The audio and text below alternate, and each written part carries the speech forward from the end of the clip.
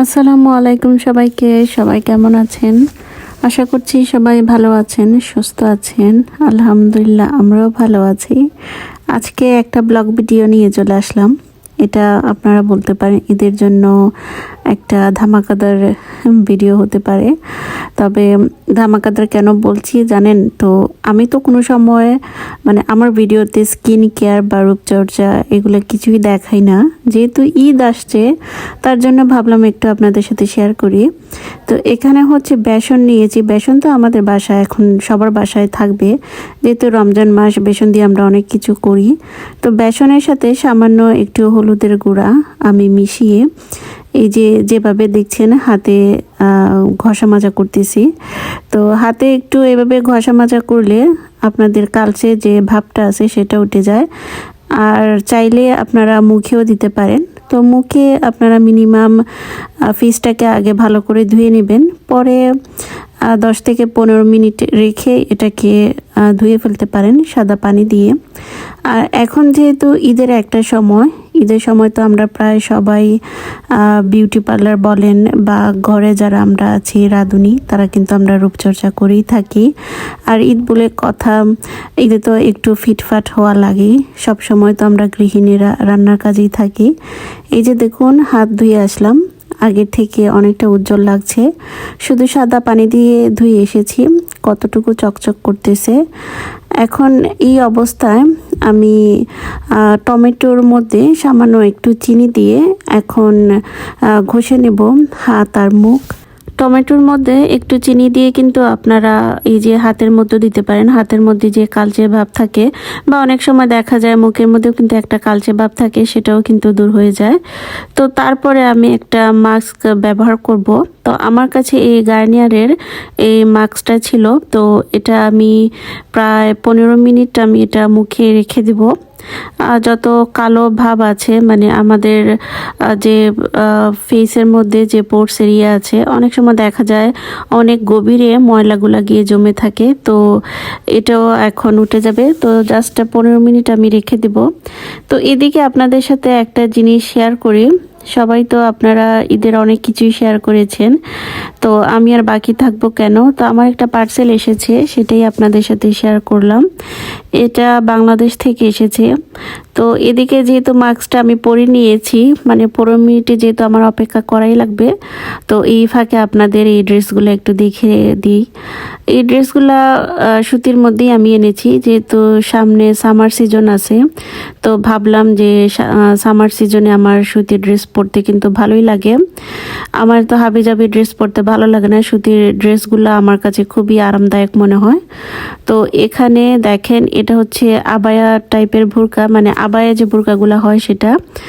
তো এখানে বোরকা আর হচ্ছে কিছু আনরেডি ড্রেস আমি নিয়ে আসছি। তো এগুলো সেলাই করা হয়নি, তো করব করে যেহেতু এসেছে একটু লেট করেই, তো আর একটু সময় নিয়ে করতে হবে।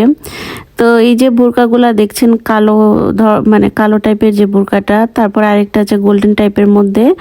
আর আগেই তো দেখিয়ে দিলাম একটা বোরকা। তো বোরকা আসলে যেহেতু আমি পরি আর সব সময় পরে অভ্যাস হয়ে গেছে আমার, এখন কেন জানি ড্রেস পরে আসলে বের হতে ভালোও লাগে না, যেহেতু বোরকা পরে একটা অভ্যাস হয়ে গেছে। তো ওই অভ্যাসের মধ্যে মনে করেন যে বোরকাটা না হলে চলেই না। তো এখানে হচ্ছে এটাও কিন্তু একটা বোরকা।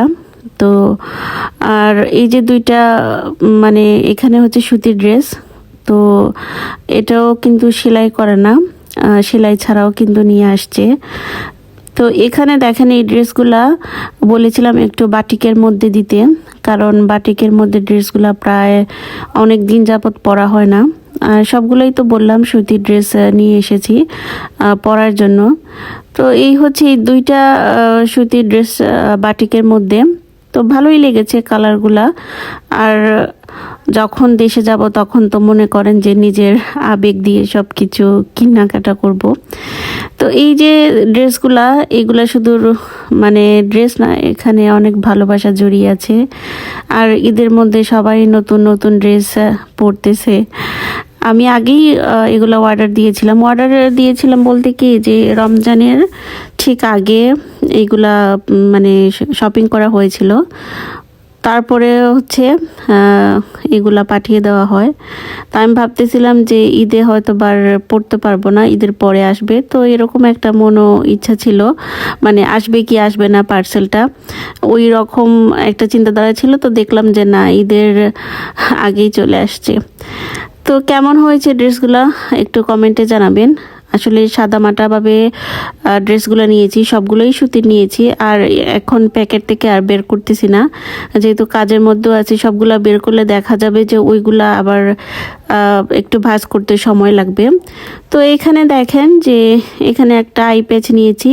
এই মাস্কটা তোলার পর সাদা পানি দিয়ে আবার মুখটা ধুয়ে নিয়েছি, ভালো করে মুখটা ধুয়ে নেওয়ার পর এখন চোখের নিচে আই প্যাচ দিয়ে দিব। আজকে রূপচর্চা আপনাদের সাথে শেয়ার করলাম, আর এখন রান্নাবান্না কিছু শেয়ার করব। এখানে দেখুন কিছু গোটা গরম মশলা নিয়েছি, শাহি জিরা, সাধারণ যে আমরা জিরা খাই সেটা, তারপর বড় বড় এলাচ, ছোট এলাচ, একটা স্টার নিস, জয়ত্রী, জয়ফলের গুঁড়া। এখানে একটা হাঁড়ি নিলাম, হাঁড়িতে সামান্য কিছু তেল দিলাম, তার সাথে আমি কিছু ঘি দিলাম। ঘিয়ের পরিমাণটা একটু বেশিই দিলাম, যেহেতু বিরিয়ানি রান্না করব। আর আজকে আপনাদের সাথে আমি শেয়ার করতেছি কাবলি পোলাও বা কাবলি বিরিয়ানি। আমরা তো কাবলি বিরিয়ানি অনেকেই রান্না করি বা পারি রান্না করতে, বা অনেক সময় খাওয়া হয়। তো আজকে এই রেসিপিটা আপনাদের সাথে শেয়ার করার একটাই কারণ, যেহেতু সামনে ঈদ আসছে, অনেকেই তো অনেক কিছু রান্না করবেন, তো এই বিরিয়ানিটাও রাখতে পারেন বাসায়। তো প্রথমে পেঁয়াজ দিয়ে দিলাম কিছু লবণ আমি পরিমাণ মতোই দিয়েছি। দিয়ে আমি এটাকে ভালো করে একটু নেড়ে চেড়ে দেব। ভিডিওর এই পর্যায়ে এসে সবাইকে রিকোয়েস্ট করতেছি, আজকের ভিডিওটা যদি ভালো লাগে অবশ্যই লাইক কমেন্ট করবেন। চ্যানেলে যদি নতুন হয়ে থাকেন চ্যানেলটা সাবস্ক্রাইব করে পাশে থাকা বেল আইকনটা বাজিয়ে দেবেন পরবর্তী নোটিফিকেশন পাওয়ার জন্য। আর যারা নতুন আছেন আমার ভিডিওটা দেখছেন, যদি আপনাদের ভালো লাগে অবশ্যই কিন্তু চ্যানেলটা সাবস্ক্রাইব করবেন। এখানে দেখুন পেঁয়াজটা যখন ভাজা হয়ে গেছে, মানে লাল লাল হয়ে গেছে, এত কিন্তু লাল লাল করি নাই, সামান্য লাল লাল করেছি। তারপরে দিয়ে দিলাম আদা রসুন বাটা। এটা কাবুলি পোলাওতে মানে মশলার পরিমাণটা কিন্তু খুবই কম হয়। আর মশলার পরিমাণ কম বলতে কি, আপনারা যদি মশলার পরিমাণ একটু বেশি খেতে চান দিতে পারেন, কোনো সমস্যা নাই। তো যখন রসুনটা ভাজা হয়ে গেল, তখন আমি এখানে ছোট ছোট কিছু পিস করে মাংসটা রেখেছিলাম, তো সেটা এখন দিয়ে দিলাম। এই মাংসটা দেওয়ার পরে আমি প্রায় 5 থেকে 6 মিনিট ভালো করে একটু ভেজে নেব। ভাজার পরে আমি এখানে আগে থেকে যে গোটা গরম মশলা আপনাদের দেখিয়েছিলাম সেটা দিয়ে দিব। দিয়ে আবার আমি এটাকে ভালো করে একটু নেড়ে চেড়ে দিব। মোট কথা হচ্ছে আপনারা পেঁয়াজের মধ্যে এই মাংসটাকে ভালো করে একটু ভেজে নেবেন। বিশেষ করে আপনারা 10 থেকে 15 মিনিট ভাজতে পারেন। ভাজার পরে আমি সামান্য একটু পানি দিলাম, পানি দিয়ে ভালো করে একটু নেড়ে চেড়ে আমি এখন ঢাকনা দিয়ে ঢেকে দিব। প্রায় 10 মিনিট পর আমি ঢাকনাটা উল্টিয়ে দেখলাম যে মশলাটা আমি আগে দিয়েছিলাম, মশলা তো আমি কোনো কিছুই দিইনি, তারপরে যেটুকু মশলা আমি দিয়েছিলাম সেটা কিন্তু ভালো করে একটু গলে গেছে। এখন সামান্য একটু বিরিয়ানির মশলা দিয়ে দিব। বিরিয়ানি মশলা আপনারা আপনাদের প্রয়োজন অনুসারে যতটুকু আপনারা খেতে ভালোবাসেন সেই অনুসারে দিবেন। দিয়ে আমি ভালো করে আবার নেড়ে চেড়ে দিয়ে এখন ঢাকনা দিয়ে রেখে দেব।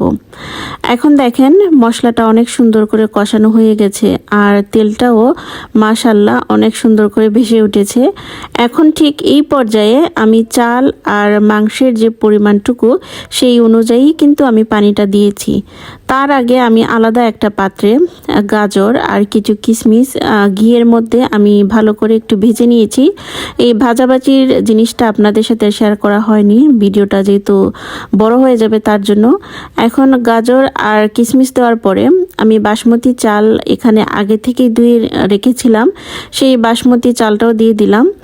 দিয়ে আমি এখন ভালো করে আবার নেড়ে চেড়ে দিব। পানিটা কিন্তু আগে জাল তুলতে হবে, পানিটা জাল তোলার পরে তারপরে কিন্তু চালটা দিতে হবে। আবার আপনারা একটা জিনিস খেয়াল রাখবেন, এই অবস্থায় কিন্তু আপনারা ঠান্ডা পানি দিবেন না। অনেকেই কিন্তু চালের মধ্যে কিন্তু ঠান্ডা পানি দিয়ে দেন, কিন্তু এভাবে করলে দেখা যায় যে চালটা একটু শক্ত হয়ে যেতে পারে। আর যেহেতু এটা কাবলি পোলাও, তো কাবলি পোলাও কিন্তু এভাবেই রান্না করে, যেভাবে আপনাদের সাথে শেয়ার করলাম। তো এখন দেখুন যে চালের মধ্যে যতটুকু পানি আমি দিয়েছিলাম সেটাও কিন্তু শুকিয়ে গেছে। মোটামুটি মোটামুটি আরেকটু যদি রাখি তাহলে যে পানিটা আছে সেটাও কিন্তু শুকিয়ে যাবে। এখন এই পর্যায়ে আরও কিছু ঘি আমি অ্যাড করলাম। চাইলে আপনারা এই পর্যায়ে ঘিটা অ্যাড করতে পারেন, আর যদি মনে করেন যে ঘিটা এই পর্যায়ে দিবেন না তাহলে সেটাও কিন্তু করতে পারেন, কারণ এই পোলার মধ্যে কিন্তু মানে আমি ঘি অলরেডি অনেকবার ব্যবহার করেছি। তো লাস্টের যে ঘিটা সেটা আপনাদের চাহিদা অনুযায়ী দিতেও পারেন, না দিলে কোনো সমস্যা নাই। এখন দেখুন আমি একটু হালকা করে আলতো করে একটু নেড়ে চেড়ে দিলাম। দেওয়ার পরে যে পানিটুকু আছে সেটাও কিন্তু শুষে গিয়েছে। এখন দেখেন প্রায় 10 থেকে 15 মিনিট পর আমি মিডিয়াম আগুনে রেখেছিলাম। এখন আমার বিরিয়ানিটা অলমোস্ট ডান হয়ে গেছে। আপনারা এই ঈদে বাসায় সবার জন্য এই কাবলি পোলাওটা রান্না করে সবাইকে দিতে পারেন, দেখবেন যে সবাই অনেক খুশি হবে, আর ঈদটা কিন্তু আপনাদের জন্য আরও অনেক সুন্দর আর জমজমাট হয়ে যাবে। তো ভিডিওর প্রায় শেষ পর্যায়ে চলে এসেছি। আজকের ভিডিওটা আপনাদের কাছে কেমন লেগেছে অবশ্যই কিন্তু আমাকে কমেন্টে জানাবেন। আর এই যে দেখুন আমার আজকের যে রেসিপিটা আপনাদের সাথে শেয়ার করেছি কাবলি পোলাও, এখন এই কাবলি পোলাওটা প্লেটে নিয়ে নিব। আর এটা যেহেতু আমি ইফতারের সময় করেছি তাই ইফতার আয়োজনে আপনাদের পুরো প্লেটটাই আমি দেখিয়ে দিলাম। আপনারা চাইলে কিন্তু বাসায় করতে পারেন, এটা ইফতারে করেছি আপনাদের সাথে শেয়ার করার জন্য। আর ঈদ আয়োজনে কিন্তু বাসায় বাচ্চাদের জন্য এটা রাখতে পারেন। তো আজকে এ পর্যন্তই। সবাই ভালো থাকুন, সুস্থ থাকুন। নতুন ভিডিওতে আপনাদের সাথে আবারও দেখা হবে।